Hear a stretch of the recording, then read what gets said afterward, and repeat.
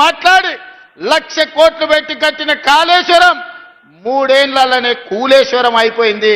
ఇవాళ కూలిపోయింది. 1,00,000 కోట్లు గోదావరి పాలైనాయి. మీరు ఎందుకు ఆ కేసును ముందుకు కొనసాగిస్తలేరు? అదే ఈ ప్రాంతంలో ఎస్ఆర్ఎస్పీని శ్రీరామ్ సాగర్ని కాంగ్రెస్ పార్టీ పండిత్ జవహర్లాల్ నెహ్రూ కట్టారు. ఇవాళ నిజామాబాద్ జిల్లాలో చెరుకు బండినా, వరి బండినా, పసుపు బండినా, సోయాబీన్ బండినా నిజామాబాద్లో పంటలు పండుతున్నాయి. రైతులు ఈరోజు ఆత్మ గౌరవంతో తలెత్తుకొని తిరుగుతున్నారంటే కాంగ్రెస్ పార్టీ కట్టిన ప్రాజెక్టులే కదా.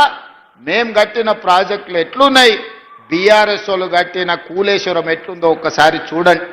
గోదావరి జలాలను అడ్డం పెట్టుకొని తెలంగాణను కొల్లగొట్టిన కేసీఆర్, హరీష్, కేటీఆర్ను ఎన్నడు అరెస్టు చేస్తారో మీరు చెప్పాల్సిందిగా నేను ఈరోజు అడుగుతున్నా. అందుకే ధర్మపురి అరవింద్ గారికి పరపతి లేదు. మోడీ దగ్గర ఈనాడు ఆయన మాట చెల్లుబాటు కాదు. కాబట్టి పార్లమెంట్లో ఆయన ఉన్నాడు.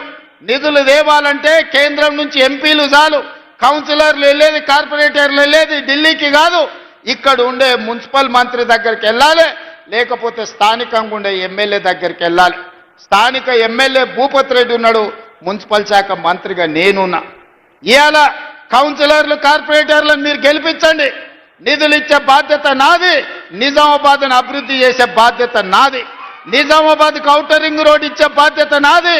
మంచి ప్రాజెక్టును పూర్తి చేసి, భూపతి రెడ్డి అడిగిన ఇరిగేషన్ ప్రాజెక్టులను పూర్తి చేసి నిధులు ఇచ్చి నిజామాబాద్ను అభివృద్ధి చేసే బాధ్యత మరి అందుకే ఇవాళ ఇక్కడికి వచ్చిన మా యువకులను అడుగుతున్నా, మీరు గాడిదకు గడ్డేసి మీరు ఆవుకు పాలు పిండుతామంటే సాధ్యమా?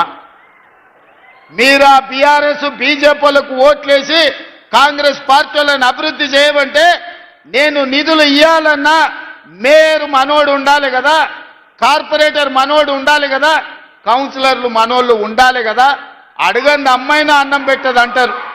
రేపు ఎమ్మెల్యేతోనో మంత్రులతోనో సహకారం తీసుకొని పనులు చెయ్యాలి అని అంటే స్థానికంగా మనోడై ఉండాలి.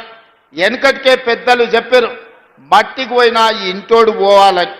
మరి మన బస్తీ, మన కాలనీల అభివృద్ధి జరగాలి అంటే మనోడు, కార్పొరేటర్ గెలిచి ఉండాలి. అందుకే చాలా సంవత్సరాలు